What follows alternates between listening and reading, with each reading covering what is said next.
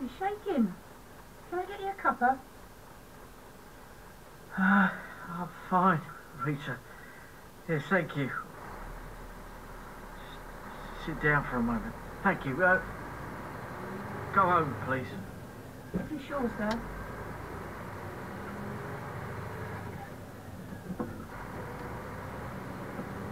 Why don't you have a fag and calm down, Bobby? I don't think a whole packet of fags would calm me being in Parliament. At least you get to walk out any time. Still don't get Jack's 180-degree turn on begging. Unless he's gone a bit more mental. He's all right. Don't worry about it.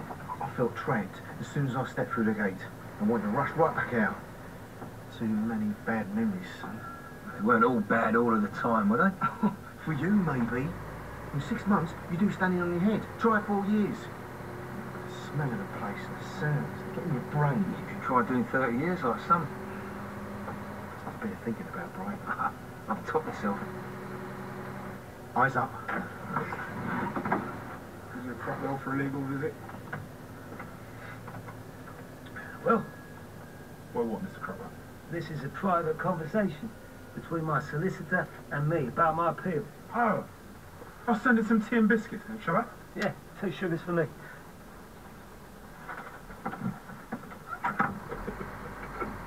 I've got your stiff, Bobby. I'm buggered if I want to go and work for that slag Jack Braden. I'll see him dead. Oh, it's all right now. Strange, You're crazy. He'll nick not just the lion's share, but everything. No, he won't. Jack had the ump over the train robbery. Anyway, I'm running this. Oh, very reassuring, Brian. You're part of his firm. No, me and Bobby have got our own phone. Jack just thinks this is. What makes you think I can help you in here? We can help you, David. If you want some. This is Parkhurst. You don't just walk out. You get compassionate leave. Your old mum's gonna die. What, again? The old girl popped her clogs 20 years ago. You had a visit a while back from old Bill, promising you could go over the wall if you grassed a few. Hey, look, I didn't give them dogs nothing. This is it, David. They get a few names. We get a bit of help. What are they going to do? The old Bill got someone to switch your records to say your mum's still alive. I expect those 2 promisers can claim to bring her back from the dead, can they? It'll be perfect for you, David. They ain't going to let me out without escort. Squeeze was bent as old Bill. We'd sort it out. Yeah. Well, why not just capture him and tie him up? The thing is, you'd have to come back after the blag. You've got to be kidding. Back here? What, you like Jimmy? You don't come back, you got no alibi. Well, I'll be on the run with a nice bit of dough like I should have from that train. What's the share? Ours. Between those doing the blag and then fencing the money. I'll tell you what, Brian. I'd stiff a pig to get out of here. No, I won't come back. Well, that's it then. Come on, Bobby. This plan's a liability. Wait, where are you going? We hardly talked. We've heard enough, David. We'll find someone else. You can take your chances grassing a few to old Bill. Ring the bell, Bobby. No, wait, look, wait up. Can't I bring my share back here? I mean, wouldn't you be worried about Jack after the last turnout? Who's Jack? This is me. A bent banker gets your share out of the country to wherever you want it to go. Only you get the details. I've got to put a lot of trust in you, Brian. If this goes wrong for me, I'll top you. Somehow. I'll get to you and top you. I better make sure it doesn't go wrong then.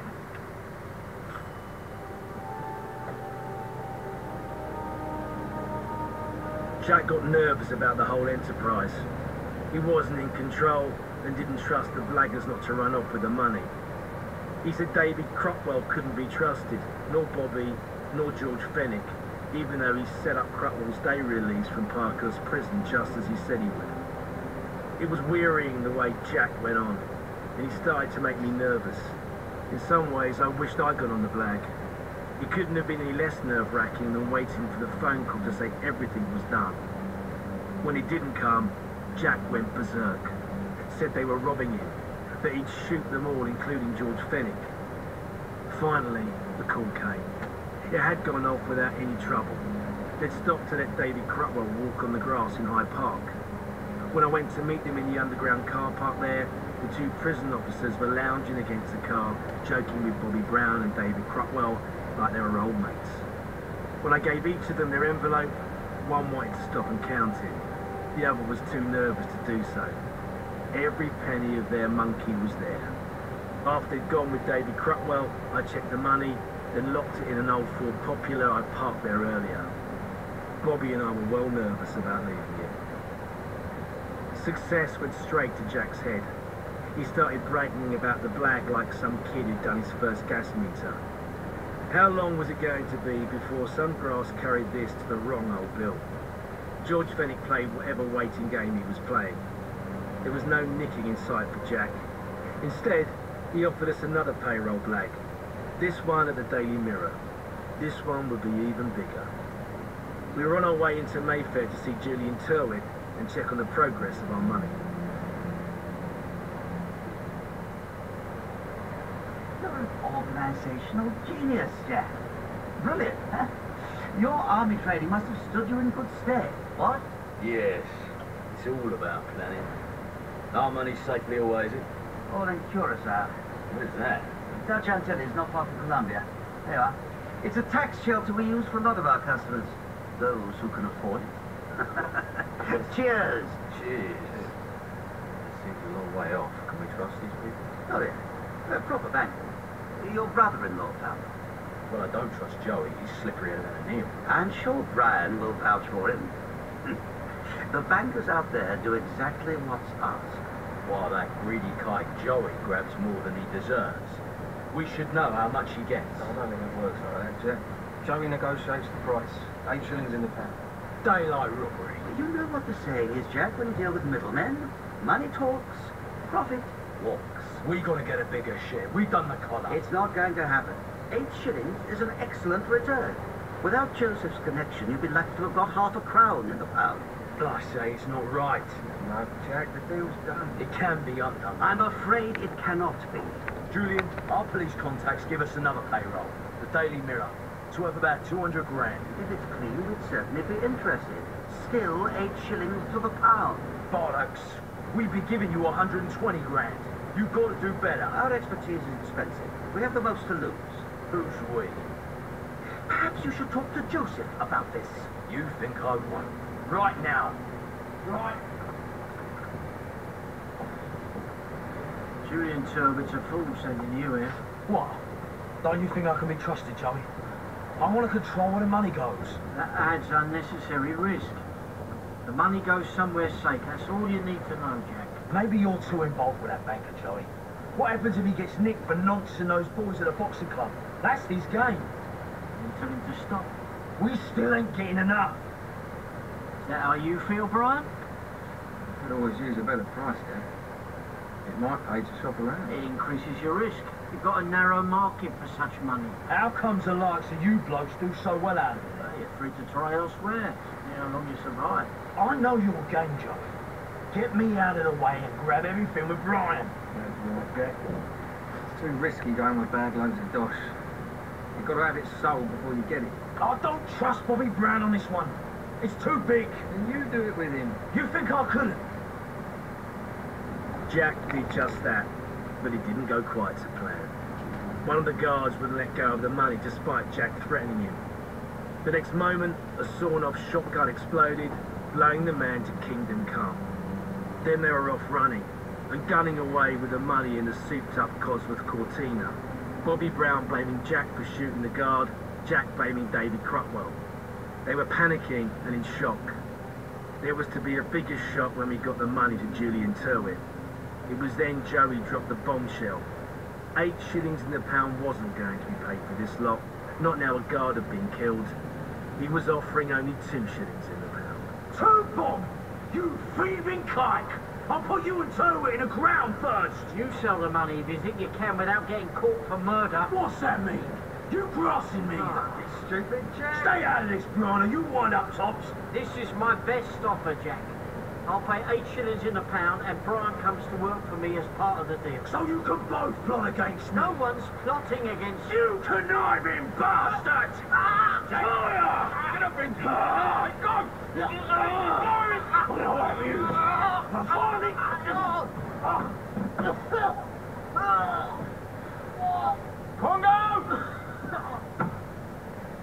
ain't crazy, Pongo.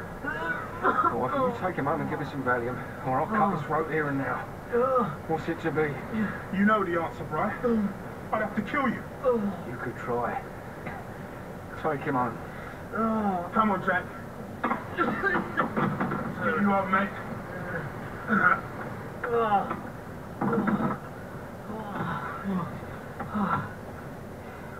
If I was a drinking man, I'd have a drink. Glad you did have to kill Jack, son. Be terrible to have blood on your hands. At that moment, I realised I didn't know this man I called Dad. He seemed capable of any sort of accommodation that was convenient to his enterprise. Had he forgotten that they had shot and killed a guard during the robbery, the proceeds of which he was negotiating over? Or that Kath had killed her own father in our presence? Joey seemed to live a charmed life. He didn't stop seeing Margaret Courtney and thought he was being clever, changing hotels each time and checking he wasn't being followed. But something went wrong somewhere. The door flew open and a photographer stepped in and snapped them in bed.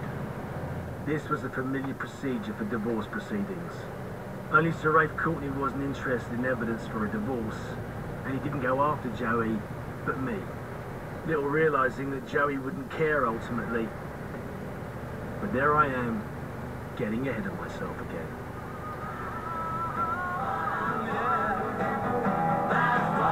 In G.F. Newman's The Corrupted, Joey Oldman was played by Toby Jones, Kath Oldman by Denise Gough, Brian Oldman, Joe Armstrong, and Jack Braden by Luke Allen Gale. Judge Melford Stevenson was Richard Wilson, Tony Wednesday, Alec Newman, Leah, Jasmine Hyde, Pongo, Chinawadu, D.I. Fennick, Theo Fraser-Steele, Turwit, Jonathan Tafler, Rafe Courtney, Nick Sampson, Margaret Courtney, Vanessa Kirby, Superintendent Slipper, Mark Perry, and Rita, Annabelle Wellick, with Ross Kemp as the narrator. G.F. Newman's The Corrupted was produced and directed by Clive Brill and is a Brill production for BBC Radio 4.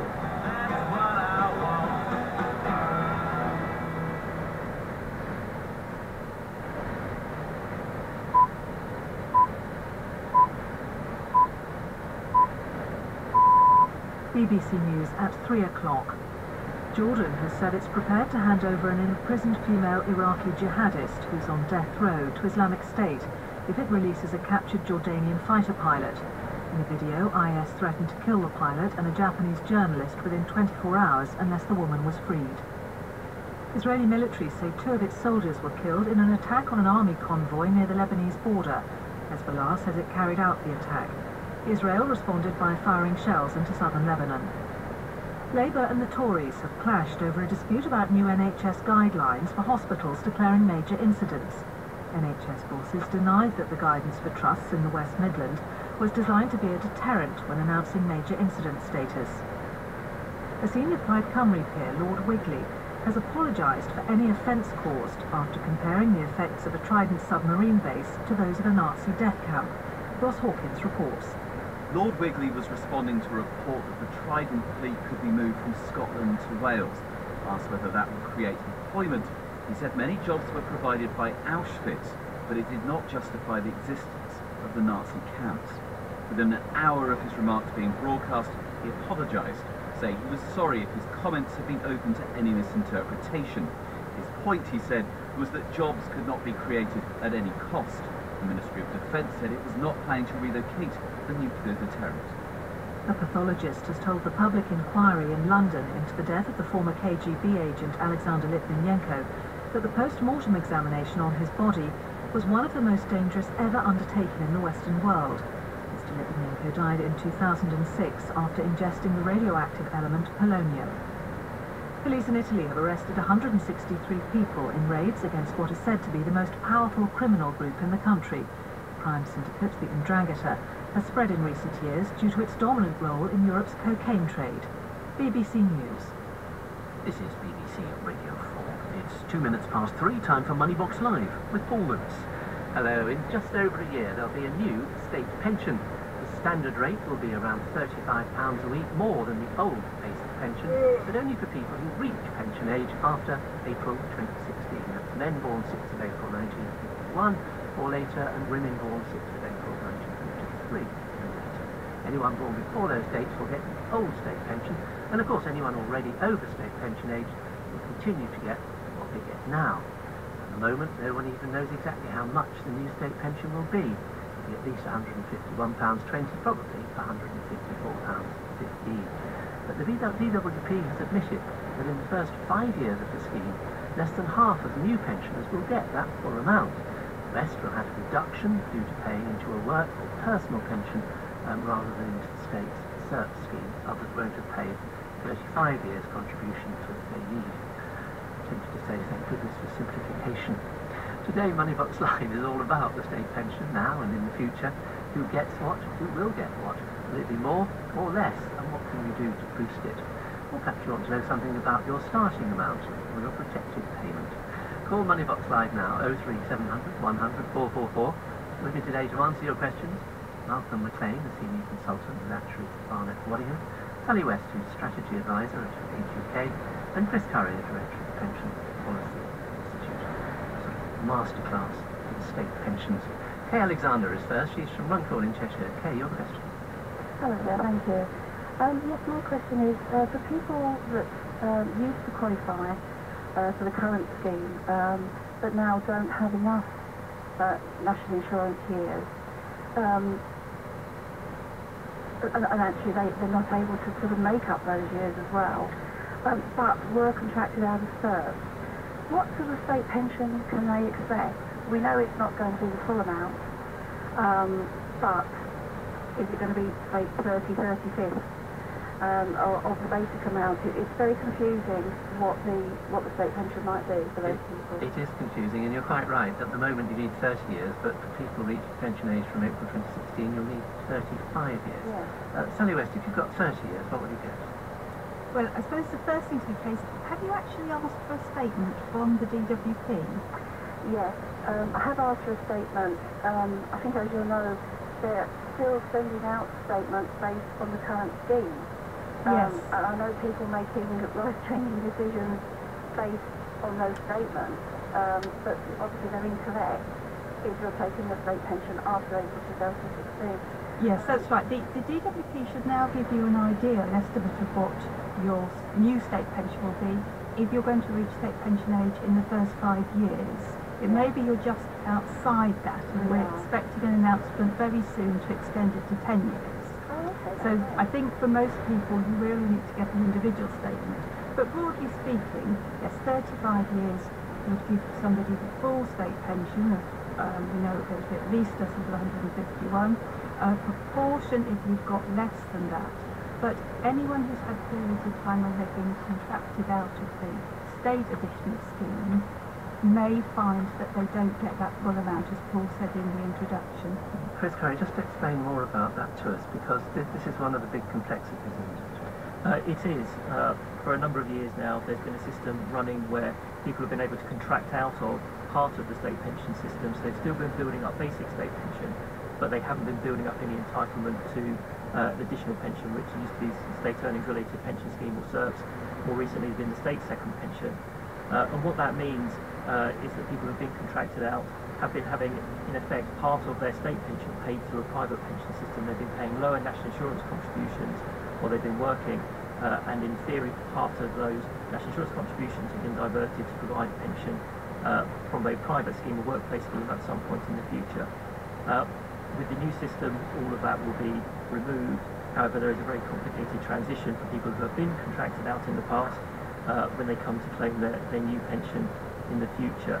I think one of the important things to bear in mind is that it's going to be each individual, and how much they get from the new pension will depend very much on their own individual work history and how many years they've been contracted out for.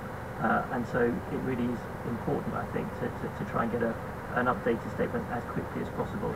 But even when you do, there can be problems, can't there, or at least confusion, because we've had an email, stay on the line, Kay, but we've had an email from Blair, and he's got an up-to-date pension statement, and Under the old system, he's told, he would have got £113.76 a week.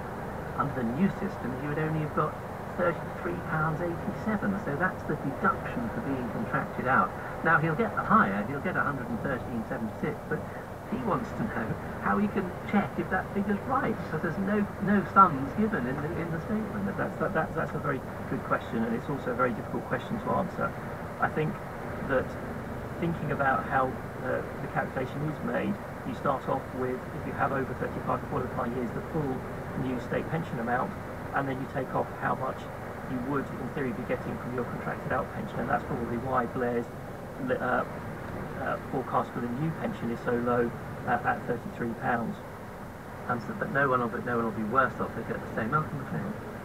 Just to make this clear, what we mean by a statement from the DWP, at one time they used to give you a forecast, which meant that they predicted how much state pension you were going to get. They changed that in 2012 to call it a statement, and that's more than just a change in wording. What it means is that under the new arrangement, they will give you an estimate of what you will get by way of a starting amount as at 2016, April 2016. If you are not yet at state pension age immediately after that, then you will be enabled to build up that starting amount by simply paying national insurance contributions for the subsequent years, or if necessary, paying voluntary national insurance contributions to plug any gaps in your record. So this will give you a starting point, and you build up from there. But that starting point will never be less than what the basic state pension would have given you at that point in time. But Malcolm, is there a sort of difficult political point here that, I mean, even the pensions minister, Steve Webber's used the phrase flat rate pension, single tier pension. The implication is everybody would get the same, but now we know probably everybody will get something slightly different, often a lot lower. As I said, more than half the people in the first 5 years will get less than this standard higher state pension we've been talking about. Well, I've even got a worse figure than that, because the DWP have told me this morning that 3/4 of people reaching state pension age in the first 2 decades, the new state pension will have been contracted out at some point. So there will be massive numbers that will be subject to these contracting out deductions. But as I say, it is possible to build that back up to the full single tier rate over time simply by making national insurance contributions. So the further away you are from retirement, the less impact these contracted out deductions will be. Okay, I hope we've explained something rather than confused you with all that, but it is very, very complicated. 2 colliding systems, and the interface is very complicated. So it seems you might be able to get a proper statement, if we don't call a forecast anymore, in a few months' time. Sally West, that's right, isn't it? We're expecting announcements soon. Right. And then at least you'll know what you can get, and then there's the question of whether you can improve it, which I think we'll come on to possibly with other callers later. Okay. But thanks very much. Thank you very much. Thank you. And we go on, thanks to Blair for that email too. I was a bit shocked by those figures. That's when I first saw them, I must say. And we've got Mike now in Manchester. Your question, Mike. Oh, hello. My question is about my wife's pension. She received her state pension in 2009. Shortly before she finished work, and we decided to defer it, and so she's now deferred it for 5 years. And there was a new scheme put out, I think, the end of last year, about deferring your pension. Now I'm just wondering whether, when we looked at it, if they looked to be a reasonable investment, but how the rules changed to affect my wife's deferment of her pension. Well, I think it's going to be a relatively simple answer, Chris. So, hello, Mike. The good news is that the new rules that came in only apply to the new state pension that will be in place from April 2016. So the rules for deferral for the current system and for your wife haven't changed at all. So she will still continue to get the same rate of deferral. And remind us what that is. Which is 10.4% for each year that you defer it. So it's a reasonable increase that's worth hanging on to, I think.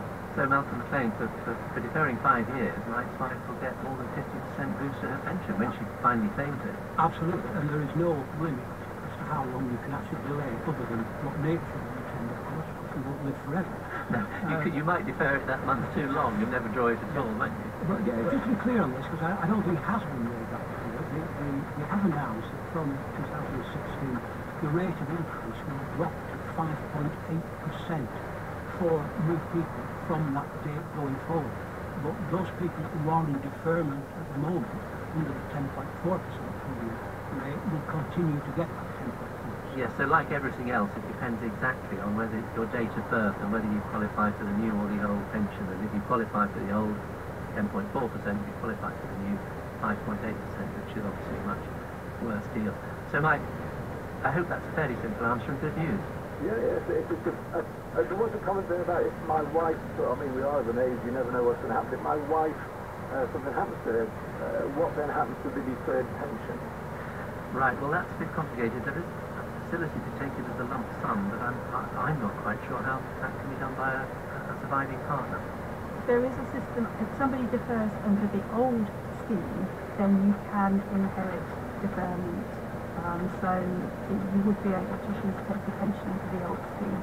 Under the new scheme, generally speaking, the pension is based on an individual's contributions, not their spouse or civil partners, although there is some provision for inheriting any what they call the protected amount, so kind of the additional amount that somebody's built up. But yes, so again, it depends whether you're under the new system or the old system. Okay, thanks very much for that, Mike. That's helpful. And I'll just do a couple of quick emails. This is from Josie. She's reaching state pension age on the 6th of March this year, and she wonders if deferring is worthwhile. She wants to defer it for a year. And Chris Curry, if you do defer it for a year, you gain 10.4%, which is probably going to be about £12 a week or something, isn't it? Would it be worthwhile to do this? I mean, it's very difficult to generalise, and it does depend very much on each individual circumstances.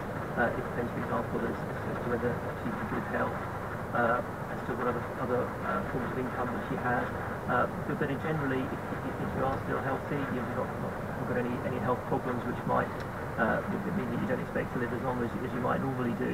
And if you have other sources of income which you can use instead of the state pension, and actually you're getting that extra kind of £12 a week or the 10.4% return, as it were, is very good compared to any other form of saving. Yes, but Josie says she has some savings, so you could even pay yourself the state pension out of your savings, defer it, and then boost it by £12 a week, index linked for life. So it does seem a very good deal. Or even Paul, from 2015, under the new so-called flexible pension rule, the private pension schemes, you will have the option of taking some of the money in cash, or indeed all of the money in cash if you want to pay for a particularly higher rate of tax. So there is an argument there for people who are reaching state pensions within the next 12 months to actually use their, if you like, their private pension savings to actually keep themselves going for a number of weeks, months or years and delay the state pension, because that will give them probably a better return. A better return than buying a pension with that money, certainly will. Thanks for your email, Josie. And I've got just a quick other email from Sylvie, and again this is about inheriting things. Sylvie is 69, she gets her state pension. Her husband is too young at the moment, but he'll get his in March 2017. And she wants to know, if he dies before this, is she entitled to any of his state pension? And when they're both getting pensions, if one of us predeceases, will they get anything from the deceased person? Sally West. It's one of those weird borderline cases, isn't it, where they're either side of a line. Yes, and I think, I'm trying to think through my mind, I think it's probably best to get some individual information. So generally speaking, if your partner's under the old system, then you can inherit in the same rules. If they're under the new system, you can't, but with some exceptions, it's sort of additional bit of built up. Right, so it's the exceptions, but generally speaking, the old system doesn't provide for inheriting, whereas the old system does provide for inheriting. The new system, generally speaking, is a pension based on individual contributions, with a bit of sort of transitional protection. But I think anybody who's perhaps expecting to rely on their husband and wife's contributions are going, their partners and they're going to be in the new system, needs to make sure, check the position, see if there's any gaps. It's possible that you could fill up the gaps in the way that we've been talking. Okay, I'll come to fill up gaps a bit more in a minute. Sylvie, thank you for your email. They're coming in thick and fast. Priscilla is next. She's in East Sussex. Priscilla. Hello. Your question. I've been working, not paying national insurance contributions since I started a family, and I had 7 years of working.